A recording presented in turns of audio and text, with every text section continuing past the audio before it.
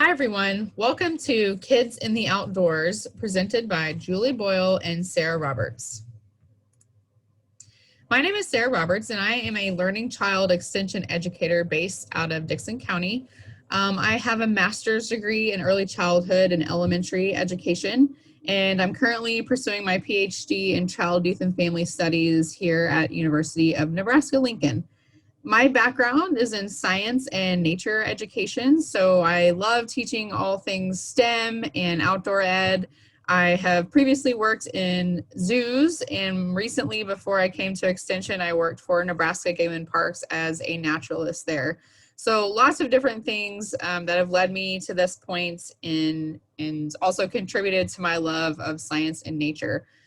Hi guys, my name is Julie Boyle. I am a 4-H extension educator in Dakota County, and I work with after-school programs across northeast Nebraska using the TMC Lab, which is a mobile makerspace. I have a bachelor's in nutrition and exercise science and my master's in youth development. And I just love being outdoors. I know Sarah has a background in being outside and working with animals, but my interest in being here is just loving the outdoors and wanting to share that with you guys. So today we're going to talk a little bit about environmental education and what that means and how you're going to be able to use this with the children that you work with. So what is the scoop on outdoor ed? So just a couple of things to consider, and these are kind of the areas that we're going to talk specifically about, and then we've kind of made some activities that go along with each one of these particular topics. So the first thing is exploration, and this just means getting out into nature and exploring and discovering new things. The next thing is appreciation. So that kind of still builds upon the exploration piece, but goes a little bit further, so that way you're actually appreciating the things that you were able to see and do outdoors.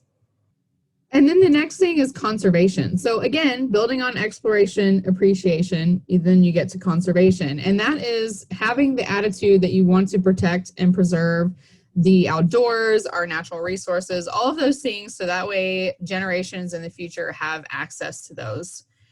And then mindfulness and health are kind of personal things that nature provides a benefit for. So mindfulness, kind of thinking about how that affects your mental state, how it affects your mood, and then of course health, just being healthy by being outside. So there's a couple of things that we'll discuss here in just a little bit about that. So the first thing we're going to do is we're going to watch this video, and this one I really like to show participants whenever I teach anything about outdoor education, because it's kind of a shocking realization when we think about kids today and even adults. So the different backgrounds that they have and the different experiences they have had between when I was a kid or when my parents were a kid, or now when my child is experiencing the outdoors. So just watch this for just a minute and then kind of think about your own experiences in the outdoors.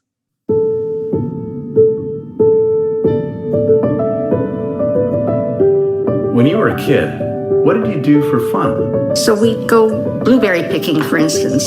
That's so cute. But it was true. We grew watermelons, plantains. I found an old sign which was big enough for me to sit on. It made a great toboggan. It was very slick and very fast. I had a few fish in my basket, and I looked up on this bluff, and here's this black bear sitting there watching me.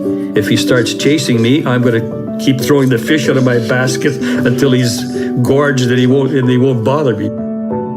And what did you like to do for fun? You go door to door, get a group of kids, and you play lots of games, hide and seek, just going out to the field and playing baseball. And we built these massive forts, the kind that you can actually sit in and play in, with our friends. And it was just really wonderful. So what do you like to do for fun? Video games, definitely. I like to go on my phone, text, some email. My favorite thing to do in the world is definitely watching videos and playing video games. Those take up so much of my time. 3 hours or 3 to 4 hours a day. Same. 5 hours straight. Just last week, I watched 23 episodes of a TV series in less than 4 days. I forget. I'm in a house. I have parents. I have a sister. I have a dog. I just think I'm in the video game, I completely get lost. I would die if I don't have my tablet. Whenever I feel upset, I'd play video games and I'd feel normal. It's really wonderful. When your daughters grow up, your great-great-grandkids, what do you think will happen if this trend continues? It's scary to think that they'll never have to leave the house. Cindy grew up doing a lot of the things that I did and enjoyed, and I see what my grandsons are doing today, and it's mind-boggling. By the time they have kids, it's going to be a really different environment. I actually feel a little sad because I feel like he's missing out on what's out there in the beautiful world. That special connection with nature, I think it's innate in all children, but needs to be nurtured.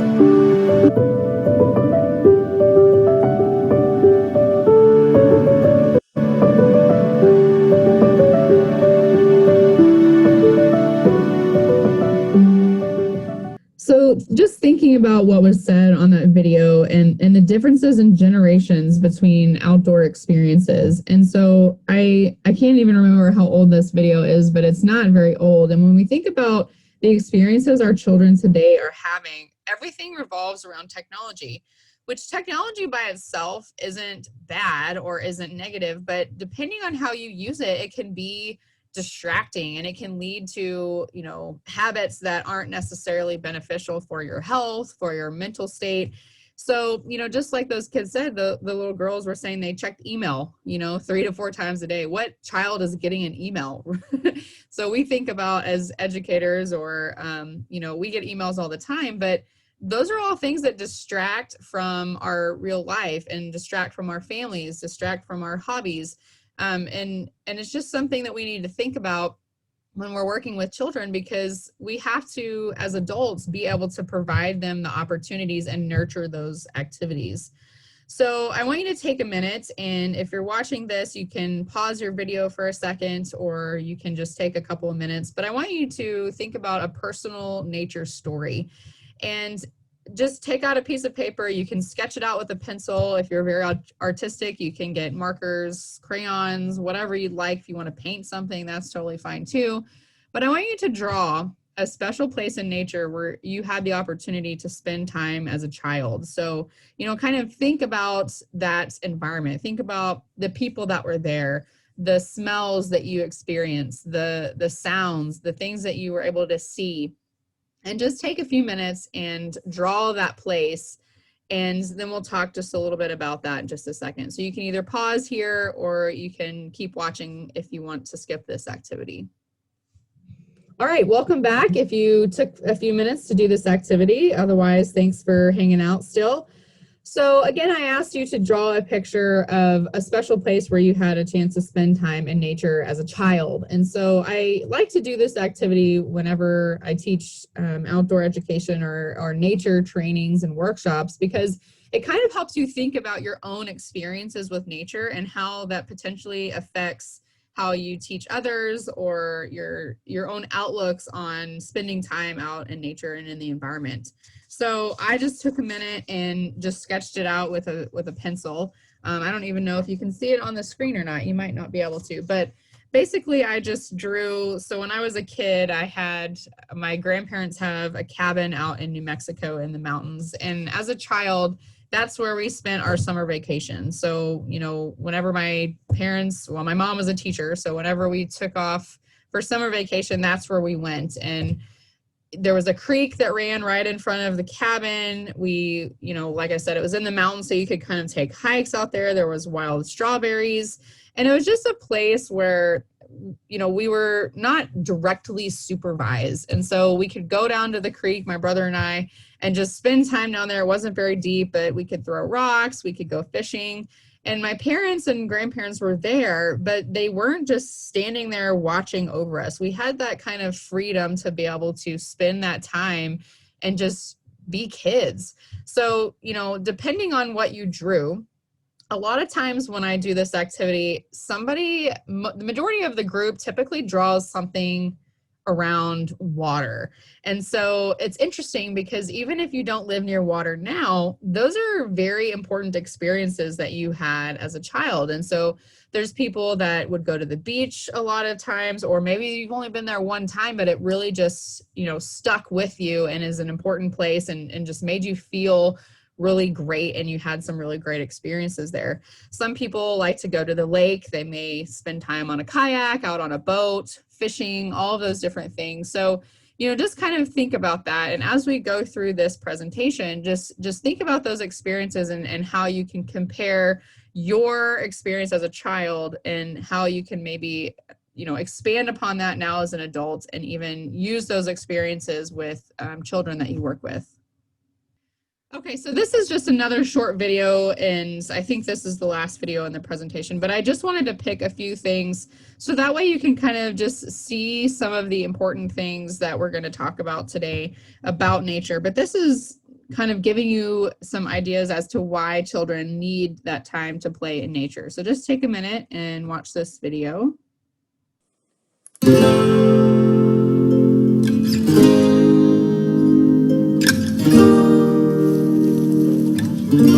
Being around nature for kids is so important for their healthy development, for their equanimity, for their peacefulness.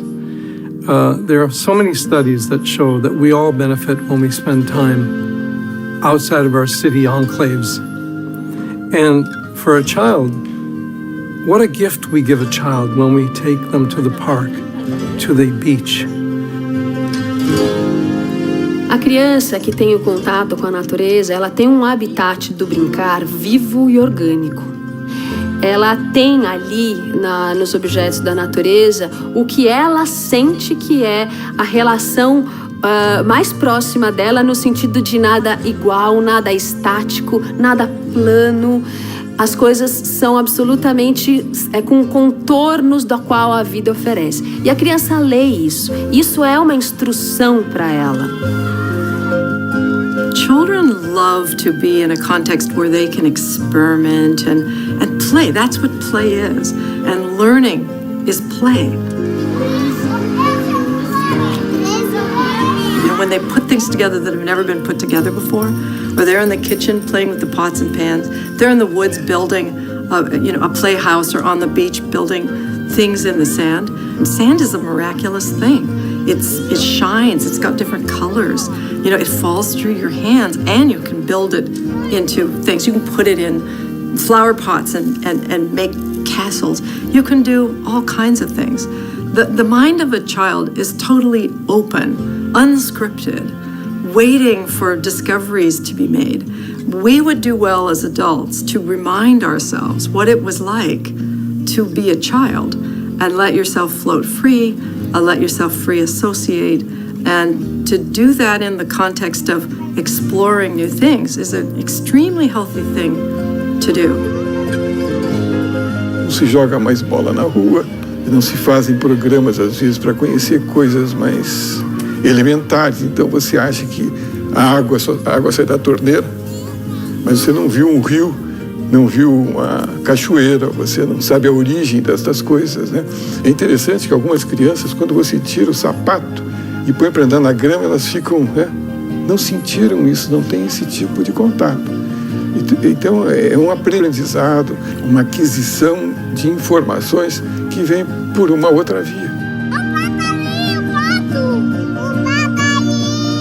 Você já imaginou você contar uma história numa sala aberta, né, embaixo de uma árvore, ao som dos pássaros, ficar ali fazendo buraquinhos na terra, procurando tatuzinhos, né, vendo o arco-íris que está nascendo. E às vezes, assim, num buraquinho você consegue, né, que você está furando ali com a criança, você senta perto dela, ela é capaz de te contar, assim, 1000 histórias, né, e ela é capaz de te falar como um cientista, com o olhar do cientista, que eu acho que é isso que a criança pequena tem. Ela tem um olhar desbravador.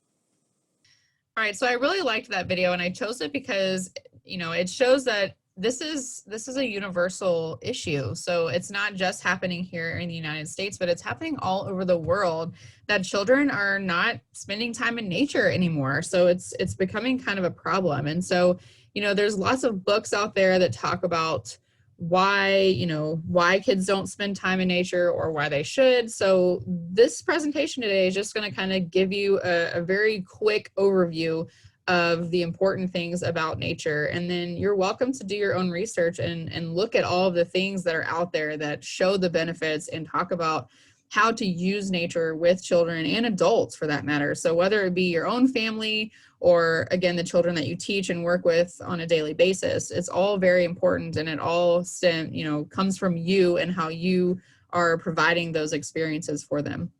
So we're going to start out with the exploration piece of it. And these are just a couple of things that I wanted to talk about very quickly. So when you think about nature in and of itself is environmentally friendly, right? So just being outside and spending that time just allows you to start that appreciation process and start learning about it. And, it's healthy. It's healthy for the environment, and it's healthy for you.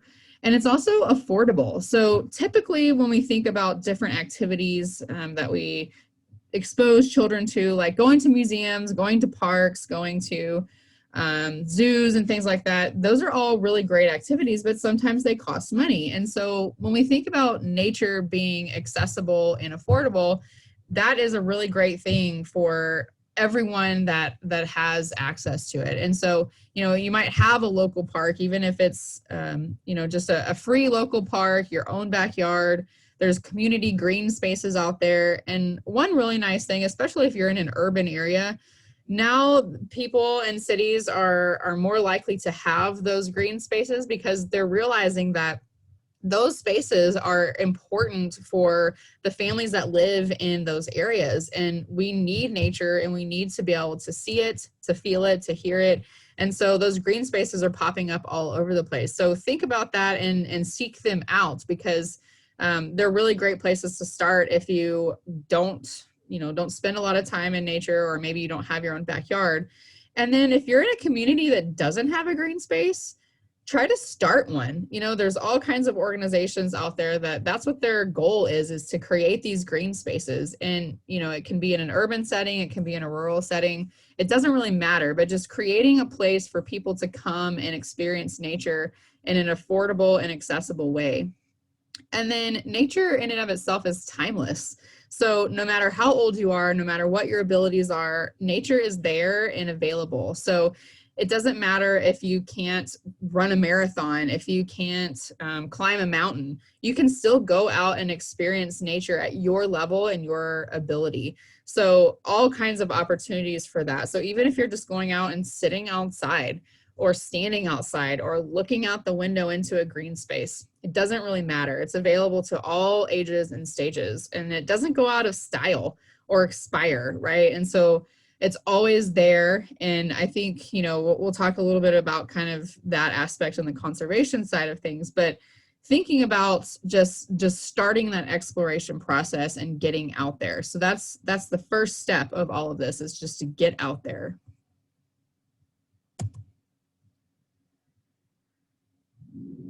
So how can we foster natural curiosity out in nature? And so these are just a couple of things that I wanted to talk to you about.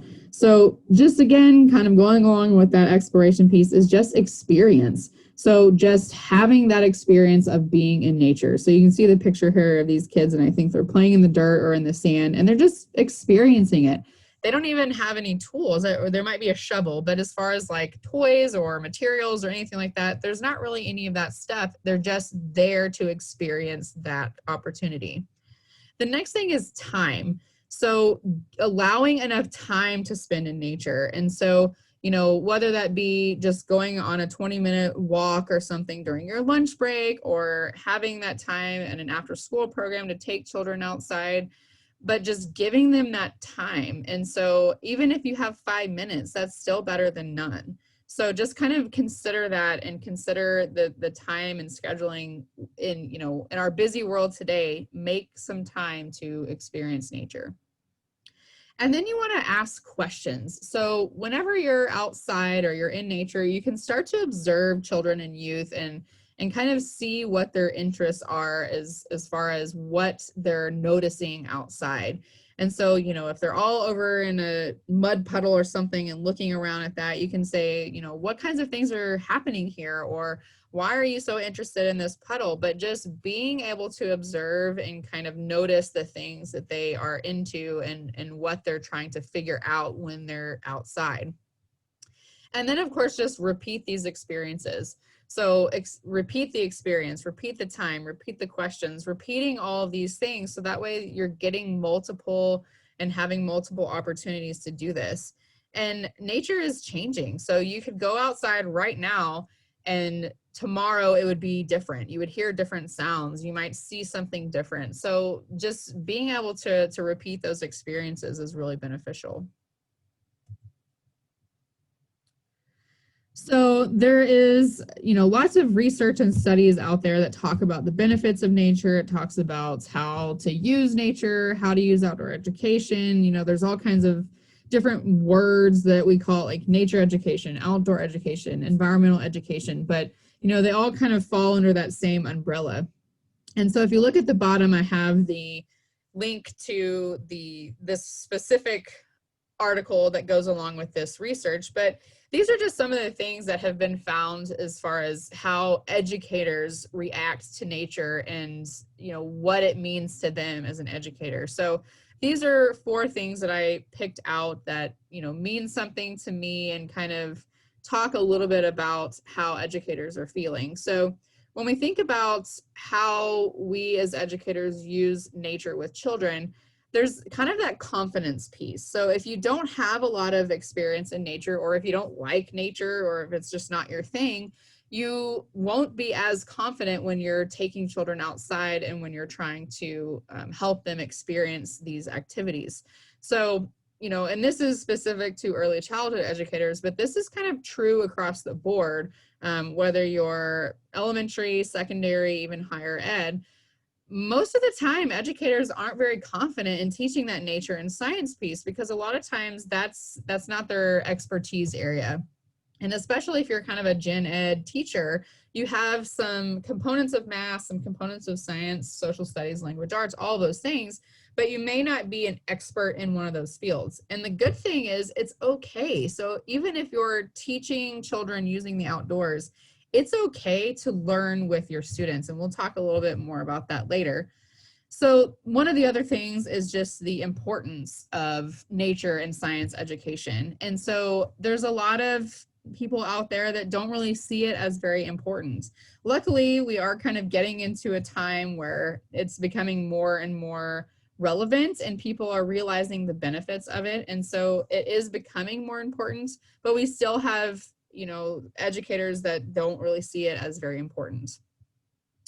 The third piece here is just education. And this goes along with like professional development for you as an educator. So we do need more professional development geared towards nature and science education. And again, we are kind of entering into a time where these things are becoming more and more prevalent and important. So the good thing is that you will hopefully be able to find more professional development geared towards these things. But we want to be able to build that content knowledge and build those comfort levels in science and nature education. And then lastly, we want to be able to provide experiences for educators. So that kind of goes along with the professional development, because if you're able to attend some sort of workshop or training or conference on these topics, you can gain those experiences even if you haven't ever had them in the past. And so a lot of times if you haven't experienced nature a lot as a child or even as a young adult, hopefully now you can go to some of these trainings and conferences and whatnot and actually have those experiences, so then you can then build upon that with the children you work with. All right, so for nature exploration, you can do a variety of different activities. We do have handouts for these activities that should have been made available to you, but if they haven't, please get a hold of me or Sarah. So a few of the activities I've enjoyed doing with the programs I work with are Sensory Safari, Signs of the Season, and Looking at Leaves. In Sensory Safari, you have your students use their senses to observe what is in nature. Encourage them to look for patterns, shapes, and different colors. Ask them questions such as what did you hear, what was quiet, and what was loud. Challenge them to find different textures, and as a group, try to come up with 5 to 10 unique natural scents. In Signs of the Seasons, we are connecting our students with nature by investigating the unique signs of the seasons. This activity can easily be done in each season with a final wrap-up project at the end of the year. So you can ask questions like, what signs did you observe? What does it feel like outside?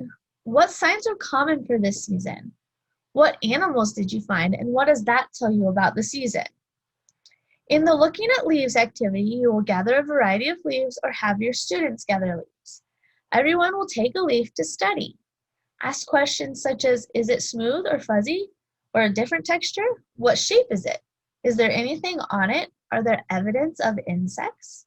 Once students have had a chance to study the leaves, they will be returned to a bag or bucket. You will shake up the leaves and dump them back out. One by one, have students come find their leaf. Then discuss the ways they can tell that it's their leaf. You can extend this activity by having them take the leaves they collected and turn them into an art project, such as tracing them, making leaf prints, or trying to freehand draw the leaves. All right, so the next piece that we're going to move into is the appreciation piece of it. And so building on that exploration piece, we move into appreciation. So a couple of different things to think about when you're out in nature. So nature inspires creativity. And so if you've ever gone outside, there are just lots of different things to see, to hear, to understand. And I wrote here that some things in nature are perfect and some are imperfect. So there's not really a right or wrong answer out in nature, but it's just a time for, again, to explore, but to also see all the differences that occur out in nature. And so children have that opportunity to interpret things the way that they choose. So, we have kids that really love snakes and we have kids that really hate snakes, but both of those things are valid, but you can interpret them how you want and treat them as however those things make you feel. So it allows that opportunity for children and youth to be creative. It's also very sensory oriented. So nature is multi-sensory, right? So you can sit outside for 5 minutes, you can hear different things, you can see different things, you can touch different things, smell things. Sometimes you can even taste things, right? If you have a garden, you can go out there and taste different things in the garden. There's also lots of edible plants out there. So just thinking about how all of those different senses that we have can come together and experience different things out in nature that help us to gain that appreciation and start to understand what is out there. And then the beauty behind nature. So again, nature is changing all the time. So you kind of have to be quick about it. But like I said, if you go out right now, right this second, your experience right now is going to be different from if you go out tomorrow. You're going to smell different things or hear different things. So just kind of be aware of that and appreciate that. You can see lots of different beautiful things outside, whether that be different colors of butterflies or different colors of birds or the sky. There's lots of different shapes out there. So those types of things make up the plants and animals that we're going to be able to see outside. And so, I had a presentation earlier and some kids were talking about when you touch a butterfly, stuff comes off. What is that? And it's the scales off of a butterfly. So even the tiniest little thing that you can think of out in nature can be beautiful and awesome, and just start to appreciate those things about it. Here we have a few nature appreciation activities, and again, these handouts should be made available to you. One activity most kids love is building their own bird feeder.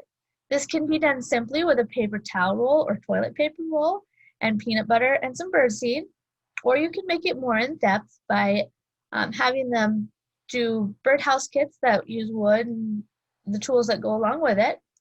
Either way, your students will enjoy having a bird feeder to hang up and watch the birds. Second, we have our pocket park. In this activity, you have students pick out a place around the school building or wherever you may be to clean up and beautify. Take them to this area and have them brainstorm ideas on how they can make it better. You can even tie in the community with this project by having your students write to local businesses and asking them for donations of specific items they would like to use. Last, we have Mother Nature's Children. This is a fun art project that allows students to be as creative as possible. Take everyone outside to collect a variety of items found in nature. This could be leaves, twigs, rocks, flowers, grass, anything really, and have them create what they think Mother Nature's children would look like. So next up we have conservation, and this just continues to build on that exploration and appreciation. And this is kind of one step further in that series, is just starting to want to protect and preserve nature and the things that you experience outside. So we talked a little bit about this already, but just taking children outside, allowing them time to be outdoors and repeating those experiences help them to kind of build upon those conservation attitudes that will help them to want to protect and preserve the environment for generations to come. So if we can sort of build that foundation now as they're young, then they will have those experiences to think about as they get older and say, you know what, I had some really great experiences in nature when I was a kid, and I want my children to have those same things. So what can I do to be able to preserve that and to make sure that these resources are available for my children? So, you know, that is where we want them to eventually get to, is having that conservation attitude and having that kind of wherewithal to be able to say, yeah, I want to protect this and I want to make sure that this is going to be around for years to come. So being able to help them to spark that interest in that environmental stewardship is just really, really important. And that's where we want to get to, you know, building on that exploration and appreciation. So here we have some conservation activities. The first one we have is the Lone Bee activity. This activity teaches students about solitary bees, and then they get to build a solitary bee house. So this can be made with a tin can and paper straws, or if you have the tools, you can drill holes into a board and build a house that way. Next, we have the recycling sombrero. This activity is a creative way for students to show that what can be recycled and how. They will fashion a hat out of newspaper and use recyclables to decorate or create their hat. They can work in groups or individually, whatever might work best for your program. Last, we have seed bombs. This is a simple, fun way to teach about flowers and native plants to support our pollinators. And we all know without pollinators, we wouldn't have much. You can build these seed bombs using soil, clay, or my favorite, and something we all have, construction paper. If you are using construction paper, you will need some way to shred it, such as a blender. You will get the paper wet and put it in the blender. Once you've blended it up, you'll grab a handful of shredded paper and add seeds to it. The great thing about construction paper is it will disintegrate in the soil, so we don't have to worry about littering. All right, so moving into kind of the personal pieces into this. So mindfulness is something that is very, very available to you whenever you are outside. So there's lots of different studies, even medical studies, that show the benefits for your mindfulness whenever you are outdoors. So these are just a couple of examples, but like I said before, please do your own research and look up different things, and you can find just a wealth of information about what benefits are out there for nature experiences. So if you have people that are kind of hesitant about using nature or, you know, promoting environmental education, just show them the benefits of it. So one of the first things is it lowers your stress levels. So just spending time outside can make you less stressed. And I don't know about you, but even in the world today, everybody is stressed about something. You might be stressed about work. You might be stressed about school. You might be stressed about finances or relationships, anything. It doesn't really matter, but just taking some time and spending time outside can help lower that stress level. It helps to lower those stress hormones that causes you to feel that way. So that is really huge, especially, like I said, in our day and age now. It also increases endorphins. So, endorphins are kind of those chemical things that make you feel good. So a lot of times they say when you exercise, you increase your endorphin level and it just makes you feel good. That's the same thing whenever you're spending time out in nature. So if you're taking a short walk outside or just, looking outside the window at the trees blowing or anything like that can help increase that endorphin level and boost your mood. And then it also can heighten your concentration. So this is kind of a good thing, especially when we're thinking about helping children learn, is if we can provide them these environmental experiences, it can help them to increase their concentration levels and then improve their performance on different things. So one of the specific things I put here is memory. So there are a lot of different cognitive things and mental things that can be improved when you're spending time in nature, but just improving your overall performance and memory is something that's really important, especially for children and youth that are in school right now and are trying to learn new things and memorize things. And there's just a wealth of information that they're absorbing every day. So just allowing them that time to spend in nature in some form or fashion can help with that. So as Sarah said, mindfulness has many benefits, and there are several ways we can be mindful in nature. One of these ways is to simply sit and listen to nature. Have your students sit outside and listen for a while, and then have them begin drawing things they're hearing or the things that are coming to their mind as they're sitting. Outside reading is another way we can be mindful. This allows us to not become overly reactive or overwhelmed by what is happening around us. Lastly, have your students do some outdoor journaling. They can write about what is around them, or they can write about something that could be on their mind. All right, so the last thing that we're going to talk a little bit about is just health. And so we've covered exploration, we've covered appreciation, we've covered conservation, we've looked at some mindfulness things, but then kind of thinking about your overall health. And we talk, the presentation is called Kids in the Outdoors, but all of this stuff applies to both kids and adults. So birth all the way to however old, 150, depending on how old you live, but anybody can benefit from nature and the experiences outside. So the first thing is just better vision. So spending time in nature helps to reduce the development of eyesight problems. So there's hypermetropia and myopia. Those are two different things that you can experience with like with a lot of screen time and stuff like that. And so spending time out in nature helps you to have better vision. It also lowers your BMI. So we talk a lot about obesity and the need to exercise and eating healthy and all those things, but spending time in nature can help with this. And so if you're exercising outdoors, if you're taking a walk outside, if you're playing outside, it all just increases that physical activity or the likelihood that you're going to participate in physical activity. And so there again, it will help you to have a lower BMI and you're less likely to suffer from obesity. So that's something that's really important for anyone's health. It also enhances motor skills. And this is probably more specific to children because they're in that stage where they're developing different motor skills, whether that be gross motor, which is kind of your big body play that you think of. So, running, jumping, climbing, all those things, but also your fine motor skills where you're using your small muscles, like your dexterity, your fingers. All of those things can be enhanced when you're spending time outside.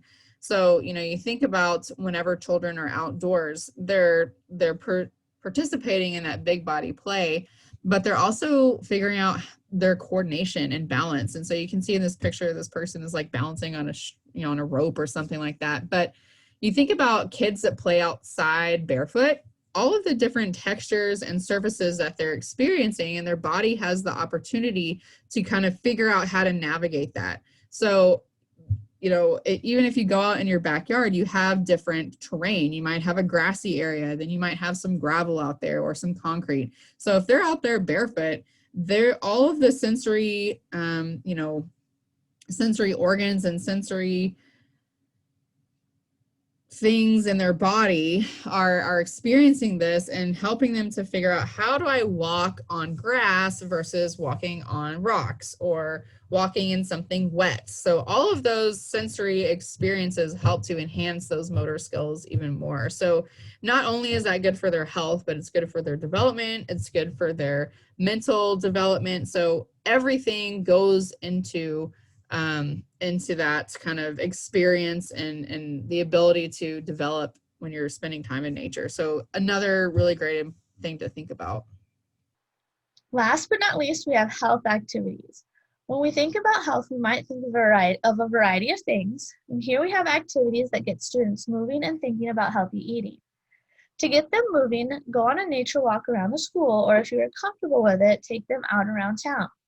Have them report back to you the things that they noticed on their walk. Another activity is the parts of the plant we eat. Did you know we eat all parts of the plant? In this activity, students will learn what foods are roots, stems, leaves, flowers, and fruits of the plant. If you are allowed, you can provide a good snack by having a sample of each of these. Lastly, we have paper towel gardening. This is a way to help students think about spacing when planting a vegetable garden.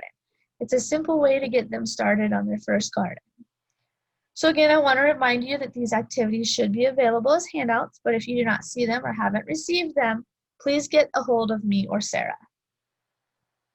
So what is your role as an educator? So there's a couple of different things to think about for you as an educator when you're taking children outside, when you're helping them learn to explore. So you can be a guide, you can be a learner, and you can be a designer. These aren't the only things, but these are kind of all-encompassing whenever you think about what you're doing outside with children. So as a guide, you're there to kind of facilitate these experiences and to scaffold. And so that just means that you're helping them to figure out what their level is. So like I said before, outdoor experiences are good for all ages and all levels of ability. And so your role as a guide is to kind of help them to figure out, okay, what is my level here? Am I at the level where I can climb that tree in 5 minutes? Maybe not. Maybe I'm at the level where I go up to the tree and I just look at it for a minute. But you as a guide can help scaffold that and help them to determine, all right, what's my next step here? The other thing is, don't be afraid to just take a step back and observe children as they are experiencing this. And we said before that kind of helps you as an educator to figure out what they're interested in and what you can start to create lessons on, especially if you know that they're all interested in water.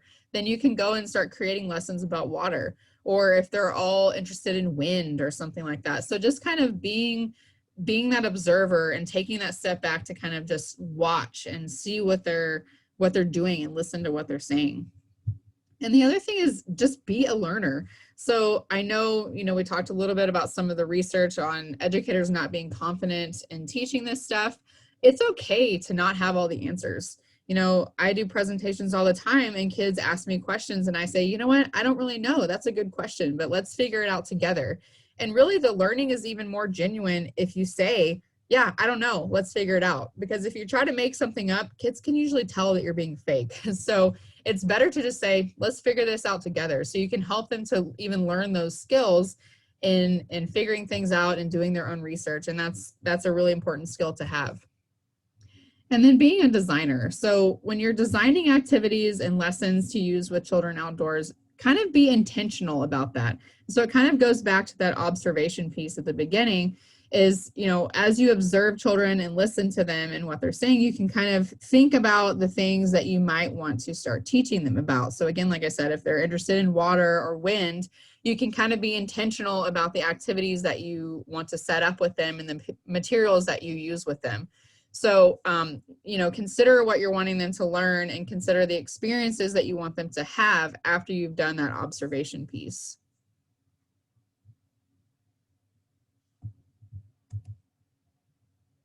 All right, so these are just a couple of do's and don'ts, on the education side of spending time in nature or using nature as an educational tool. So become familiar with the research, and I can't stress this enough, especially because no matter how many times, no matter how many times you watch this video or no matter how many times you go to a workshop on nature or science or whatever, you still can always learn more things. And it's your job as an educator to learn what research is out there. And that doesn't mean that you have to go out and read tons of research papers. You can just kind of figure out what information is out there, what's true and what's not true. There's lots of false information and there's lots of true information. So you kind of have to discern which one is which and then decide what you want to use in your teaching. I would also encourage you to move your classroom outside. So if you're working with children inside all the time, or you're spending a lot of time inside, just try to go outside and do that activity outdoors. So any activity that is done inside can also be done outside, and sometimes it can be done even better. So just kind of think about that whenever you're doing an activity. And I want you to be able to teach others. So not everyone is able to view this video or go to conferences or go to workshops or even read lots of books on things. So, you as an educator can teach other people about the things that you know. And then don't be afraid to get dirty and have fun, right? So that is something that I've kind of had to get over as far as like getting dirty. But at the end of the day, you can go take a bath. So it doesn't really matter what you're doing outside, but just don't be afraid to get dirty and have a good time. So just because we're educators, we're teachers, doesn't mean that we have to be serious all the time and have to just, discipline everything, whatever, but we can have a good time and enjoy ourselves, and kids will see that and they will kind of play off of that energy. So just kind of think about that when you're outside with children. And these are just a couple of things that I encourage you not to do. And basically it's just things not to say when you're outside with children. So I know this is hard to do, especially if you're squirmish about bugs or snakes or whatever it may be. It's really hard to not say, oh, that's so gross, whatever. But think about the children and the youth that you will be working with. You might have someone, that's in your classroom or in your group or something, and they may have the craziest idea, but they want to study spiders the rest of their life, and they may find a cure for cancer or a cure for something by just studying spiders. But if you as the adult is saying, oh, gross, don't touch that, don't look at that, it's disgusting, all of those attitudes project onto children. So just kind of think about that. That does not mean that your fear or your disgust with that creature is invalid. It is totally okay to be afraid of those things. But just be careful on how you react to things when you're working with children outdoors, because they may be super interested in it. And if they see that you are just kind of, gross about it, then they may kind of start to feel the same way. So that's where they kind of pick up those fears and attitudes, negative attitudes towards things in the outdoors, is from the adults that they're around. So just kind of think about that. And, leave that alone is something that it depends, right? It depends on the situation. But if they're out playing with leaves or something, it's okay. Just because, again, you kind of have to check yourself and think about your own attitudes and your own experiences and what you're bringing to that situation. So kind of just thinking through things before you just yell something out to them. And one of my least favorite things is to tell children to hurry up. And I know in our busy scheduled lives that we have today, and usually if we're in school or in an after-school program or any kind of program with children, we always are usually on a time schedule. And I get that, right? But we have to try to give them time to figure things out and time to explore and discover. So if we're constantly saying, all right, hurry up, let's go, let's go, let's go, we got to move to the next thing. Well, why do we have to move to the next thing? Is it super necessary that we stop our activity right now, especially if they're engaged?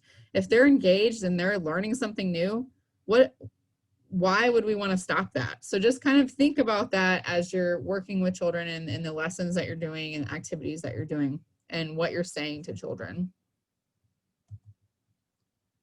All right, and these are just 10 reasons to take kids outside. So if you've never heard of the Children in Nature Network, I highly encourage you to look it up. So they do have a website, childreninnature.org, but that website has research on it, it has activities on it, it has networking abilities on it. I guess they have conferences, they have all kinds of things. So there's just a wealth of knowledge on working with children in the outdoors, on environmental education, and they're a very large organization that puts out lots of information on this. So this is just 10 reasons that they have to take kids outside. So first of all, nature is everywhere. Even if you live in an apartment building in the middle of an urban setting, there is a green space somewhere. There is a tree somewhere, I can guarantee it. There might even be a puff of grass just growing through the cracks in the concrete. That's still considered nature. There's still something that probably lives in that little area of grass. So it is everywhere. Schoolyards and local nature sites, we talked a little bit about this already, about it being affordable. Those are usually low or no cost settings that you can use for your own teaching or to take your own children. Nature enhances academic achievement. Again, all of these things kind of emphasize the things that we've already talked about. Nature-based activities improve overall student behavior. That's a really important one, and that's a lot of times what we get, teachers are asking us is, how do we deal with challenging behavior? Well, I would recommend that you take kids outside and see what happens. A lot of times it's because they're stuck inside all the time and they have all this energy that needs to be, expelled. And so just try that out and see what happens. Students are more motivated to learn when the content is connected to nature and the outdoors. Everybody likes to go outside. If they're staying inside all the time and then they start to learn that, hey, I don't want to go outside, but typically kids that are young, they want to go outside. Outdoor learning promotes communication. They have to figure things out and talk to people. Students improve their social skills when they spend time outside together. So those two things go right along together, is communication and social skills. And those are all things that they're going to use throughout their entire life that they need to learn, right? So if we're teaching them now when they're young, all it's going to do is help them build those skills as they get older. Nature also helps students focus, right? There's less distractions out there. There's, you think about your own, I guess, attitude or your own feelings. Like if you go into a classroom and like all the walls are painted yellow and blue and green and there's just stuff everywhere and it just makes you a little crazy, right? It's kind of like sometimes when my house gets super messy, it just stresses me out. And then once it's clean and like organized, I feel a lot better. So those environments actually do affect, the way that we feel and our focus levels and all those things. So just going outside and just kind of taking a breath and listening for like 2 minutes, all those things make a difference. Students are happier and healthier when they spend time outside. We talked about some of the health benefits behind using nature. And then finally, nature provides really excellent cross-curricular opportunities. So not only is there science and nature out there, but there's math. You can read a book outside. You can do all kinds of things outside that go across those curricular topics. So kind of consider that. And that goes back to the one up there about just take your classroom outside and see what happens. So I'll leave you with this quote, and it says, "There's no such thing as bad weather, only inappropriate clothing." And this is one of my favorite quotes because, especially living in the Midwest, we have some pretty harsh winters sometimes. We have blizzards, and then no one wants to go outside, right? But really, there isn't really any such thing as bad weather. So it just depends on what you're wearing. Well, if you go out in a blizzard wearing a bathing suit, it's probably not a good thing. You're going to get really cold. But if you're, bundled up and you have on your coveralls and your hat and gloves and everything, then it's going to be a lot easier for you to manage the outdoor environment when you're wearing the proper clothing. So I'm not suggesting that you go out in a hurricane or a tornado or a blizzard, but just keep this in mind whenever you're working with children, is that you can still go outside even if it's raining or something like that, but you just need the proper attire. All right, so finally, this is our contact information. We would love to hear from you if you have any questions. If you need more resources, we're here to help you in any way that we can. So Julie got to do a lot of the activities and talked a lot about some of those things today. So if you have any questions on those, you're welcome to shoot her an email, or you can email myself. And again, we're happy to help in any way we can. And this is a very short presentation for all the information that's actually out there. So if you're needing resources or just need some help with something, just let us know and we'll be happy to do that. And I did just provide you a few resources that you can look up. And I talked a little bit about the Children in Nature Network. There's also the North American Association of Environmental Education. They have some really great resources. They also have a really wonderful conference every year. So if that's something that you're interested in, you can go, and it's hosted all over the United States. And there's really a lot of great things that you can learn from something like that. We also have the Nebraska Alliance for Conservation and Environment Education, and so they have resources on their page as well, but they're kind of evolving and growing as an organization. So if you're interested in that and want to be part of that movement, just feel free to go to their website and join and sign up for their emails. So they do send out a lot of great emails with resources and information on upcoming workshops and things like that if you're interested. So again, thank you for listening today, and let us know if you have questions. We can't wait to hear from you, and go outside.